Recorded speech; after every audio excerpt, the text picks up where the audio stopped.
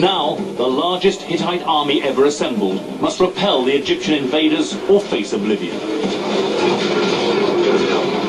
Today, a school team from Hertfordshire of 2 generals, and watch out to your right, and their lieutenants attempt to stop the pharaoh in his tracks and hold on to Qadesh. All the while, military experts assess the team's strategy and skill. It's going to be a barroom brawl. Will Qadesh fall to pharaoh, or will the Hittites triumph? This is Time Commanders.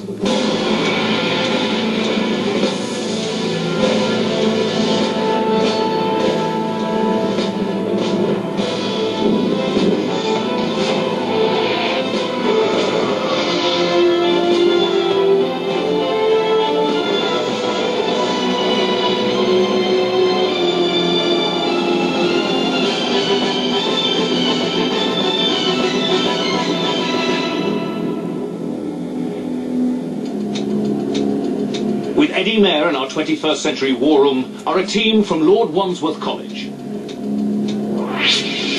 Peter Booth, 56, history teacher, rank general. Vicky Gilday, 16, student, rank lieutenant. Sam Bishop, 16, student, rank general. James Augustine, 16, student, rank lieutenant. So you're all from Lord Wandsworth's College? That's right. Which of you is the teacher? That's me. Right, yeah, the old college. Now, Vicky, what brings you to Time Commanders? I'm very interested in history. I really like the way events in the past affect our choices for the future. And you could change history, because you're going to go way back in time and be in control of an army. I know. Sam, what's Peter like as a teacher? He's quite an interesting teacher. He knows an awful lot of stuff about history. I'm told you're going to get, if things start to go wrong, you will become edgy and fractious. Well, that kind of depends on the situation. All right. James, welcome. You want to join the RAF, yes. when you leave school, and if not, you'll follow a medical career. Maybe. So either way, you're going to be killing. Definitely. The more the merrier. Let me introduce you to 2 people who are going to, well, maybe they'll be a help to you. Let's find out. This is Eric and Mark. Come up, gentlemen. They've been authenticating the details of the battle you're about to fight, making sure it's as historically accurate as we can make it. Dr. Eric Nussbacher, Senior Lecturer in War Studies, Royal Military Academy, Sandhurst. Mark Urban, Military Historian and Author. Okay, what have we got? This is the Battle of Qadesh, and you are going to be the army of the Hittite king. Well, it's more than 3,200 years ago, and we're in a piece of the world that's now called Syria. But at the time, it was the crossroads of the known world, and the great Egyptian empire of Ramesses II is groping north and east towards the new Hittite empire, and they're going to clash.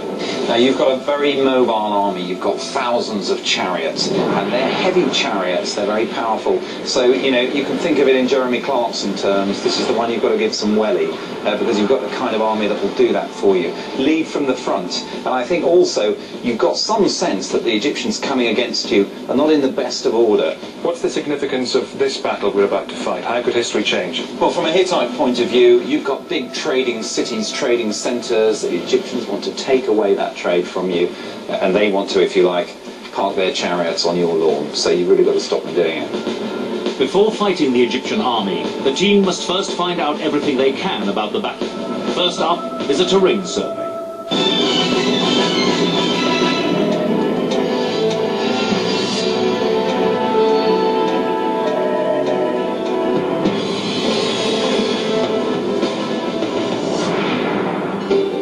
The battlefield is a large desert plain divided by a river.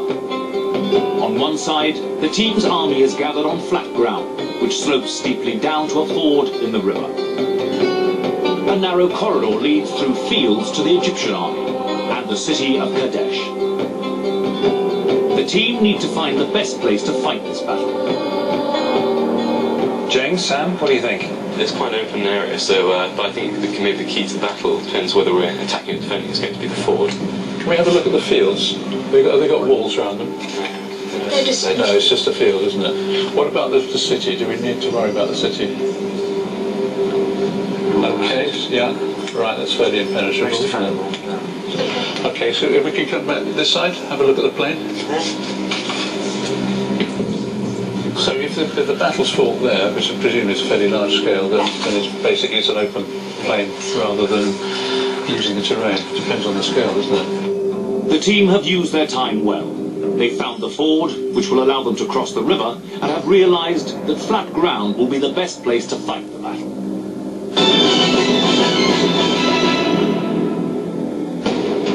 Now the two lieutenants need to check out the Hittite army and find out all they can about the troops they'll control in battle.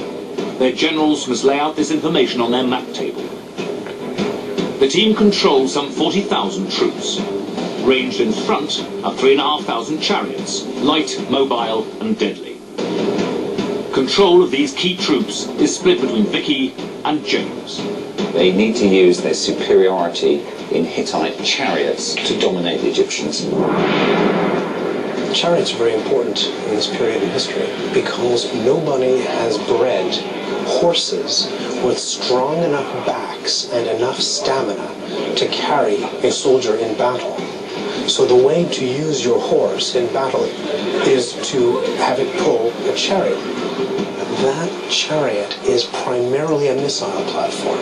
You can stab somebody with your spear if they get in close, but the best use of any chariot is throwing javelins or shooting arrows at the enemy. Our chariots are going to be very... And the chariots are absolutely key weapons in the whole thing, aren't they? Yeah. The spear. The only other things for the spearmen, they're very defensive, but they're not good on the flanks. The remainder of their force is made up of ranks of spearmen. Many are veterans of previous battles against the Egyptians. The spearmen are best used in a direct frontal attack. Well, we mustn't split them up, and we've got to make sure that any manoeuvres we combine them. So you lieutenants have got to keep them working together. We're fighting this battle in the Bronze Age. And in Bronze Age warfare, swords are not as important as spears. Bronze Age swords tend to bend, and spear points are a much more durable and effective way to use bronze in war. So we're seeing arrows, javelins, and spears as some of the most important weapons in this Bronze Age battle. Now, are they good against chariots? That's what James said, right? Yeah, so they're the good ones against chariots, right. Years of detailed note-taking in the classroom have paid off, and the team are looking sharp. Can they apply the same skills to their recce of the Egyptian enemy?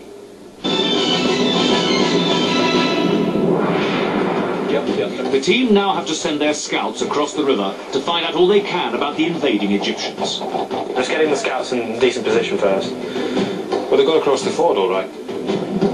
They send their scouts to the high ground, the best place from which to spy on the Egyptian invaders. James reports his findings back to his generals. Got one elite guards at the front. Then they've got two regulars. And then two archers. And on this side you've got 3 units of archers, 3 units of axemen, 4 more chariot archers. They're conducting a good systematic reconnaissance, but the thing they really have to fix upon is the fact that the Egyptian infantry are still in marching columns. And what that means is, if the Hittites crash into them early on in the battle, they won't have time to deploy properly. Can we lock in on these guys? This Egyptian army has been sent to lay siege to Qadesh, but are they also equipped for a fight on an open battlefield? Remember the archers in front, over to the left, down on them. We see quite a lot of archers in the Egyptian army. Now, they actually had quite a good fighting reputation. They have their uses in a battle like this. They're dangerous to the Hittites. Can you zoom in on those 5 units? Some more chariots in reserve over on the right there. Can The team are realizing that they have far more infantry than the Egyptians, but the enemy also have a formidable force of chariots. Chariot, if you like, is a status symbol weapon. It's important to mass those, and it shows wealth and status.